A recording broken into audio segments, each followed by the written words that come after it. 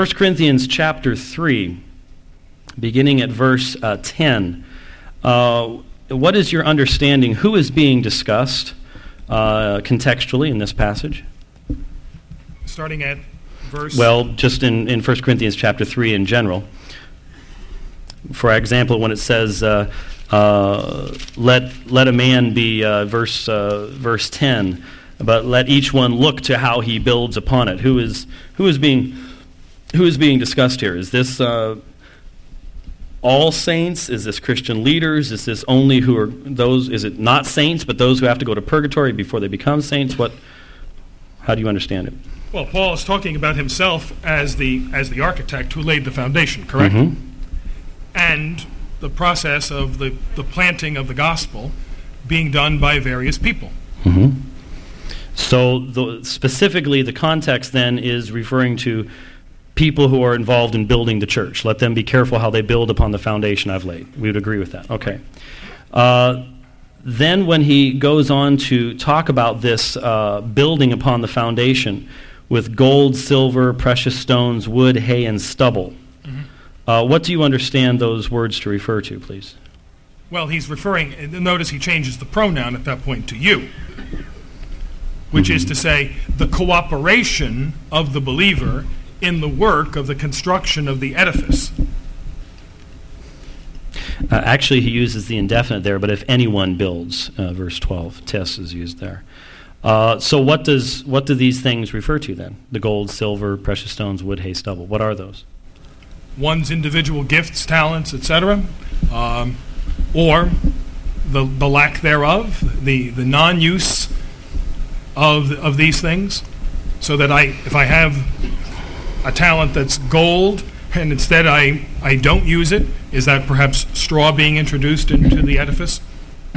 Okay. When it refers to the day revealing, making manifest these works that are being built upon the foundation, that there's going to be an apocalypsis is the actual term, that it'll be apocalyptized by fire. Is it your belief that what is being referred to here is purgatorial sufferings in regards to temporal punishments of sins? I think first of all he's talking about the day of the Lord coming into the life of the individual, and furthermore, the individual's participation in that day of the Lord. Do you believe that what is being referred to in verse 13, when it refers to the fire shall reveal it, and each one's work of what sort it is, the fire will test, that this is the fire of purgatory? Well, first of all, the church does not teach the precise nature of purgatory. And so I would say that this is a metaphor here, as is the church's use of the metaphor of fire for purgatory. Has the church used this passage as a substantiation for the existence of purgatory? As an indication of the primitive belief in purgatory, yes. So if the primitive writers believed in purgatory, and if the church has pointed to this, then can we not ask concerning the nature, not the physical nature, but the fact that this fire reveals of what sort works are? Would it not have to, sir, if it's supportive of the concept of purgatory, would it not have to, in this passage, refer to some sort of suffering and some sort of cleansing of temporal punishments of sins, not merely the demonstration of whether a church leader's motivations were pure, whether his works were gold, or whether they were straw? The revelation is in itself a form of catharsis or purification. So revelation in testing is involving purification. Is that what you just indicated? If you reveal my flaws to me, that revelation in and of itself can be purifying. Those who built with gold, silver, and precious stones also go through this fire. Where is there any concept of these individuals needing this purification before they enter into the presence of God? Does it not say that that they actually receive a reward, that there's nothing here concerning their needing this purification? Well, I think it's the simple realization that even the just man sins 7 times a day, and therefore the need for purification for most people. So, where in the text do you have this mixture where you have people who have gold, silver, precious stones, and they have a little wood, hay, and straw burned, and that's their purification? Where is that derived from the text? I'm missing your point. Well, you just indicated that the just man sinned 7 times, so it sounded like you were asserting that even those who built with gold, silver, and precious stones, Yes.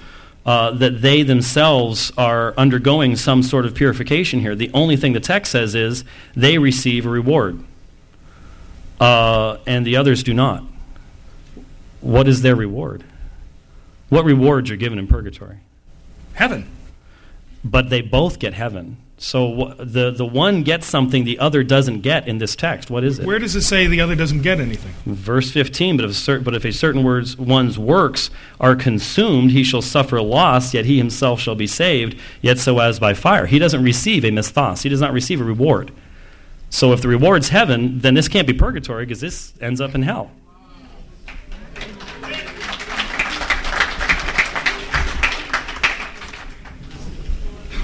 I don't see that. I'm sorry. Okay, well, no. Let's be respectful, everyone. Let's see if we can work through this. The fact of the matter is, both these groups experience the same testing by fire, but the ones who have their works remain, which they have built upon the foundation, verse 14 says, Mithon lamphthetai, they shall receive a reward, a misthos. But if another one has their works, which they have built, which were made of wood, hay, and straw, burned up, consumed, they shall suffer loss, yet they shall be saved, yet so as through fire. So, if this is the fire of purgatory, both experienced it, one gets a reward. If that's heaven, what do the other people get? Do you see the point?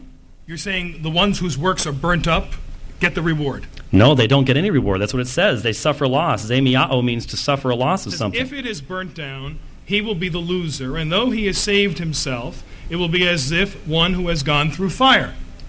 Wow, that's a fascinating translation. I'd like to pick up with that on the second round.